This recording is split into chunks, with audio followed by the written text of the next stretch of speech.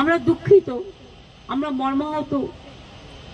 অনেক মানুষ আগেও মারা গেছে, এখনো অত্যাচারিত হচ্ছে, আগেও আন্দোলনেও অনেক ছাত্রছাত্রীরা মারা গেছে এবং আজও তার রেস চলছে। এবং আমরা তো কেউ ঘটনাটাকে সমর্থন করছি না, যে কোনো ঘটনায় যে কোনো ধর্মের ওপরেই হোক না কেন আমরা সেটাকে সমর্থন করি না, কিন্তু এক্ষেত্রে আমাদের ভূমিকা খুব লিমিটেড।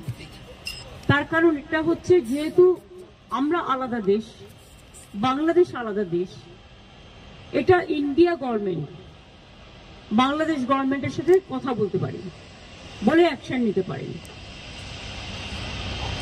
আমরা এটুকু বলতে পারি যে আমরা এক্সটার্নাল অ্যাফেয়ার্স পলিসির ব্যাপারে তৃণমূল কংগ্রেসের স্ট্যান্ড হচ্ছে যে যখনই গভর্নমেন্টে থাকুক না কেন আমরা গভর্নমেন্টের স্ট্যান্ডটাকে সাপোর্ট করি। কাজেই আমাদের বক্তব্য খুব পরিষ্কার, কোনো ধর্মের ওপরেই, কোনো বর্ণের ওপরেই, কোনো জাতির ওপরেই কোনো অত্যাচারই আমরা মানি না, না হিন্দু, না মুসলমান, না শিখ, না খ্রিস্টান।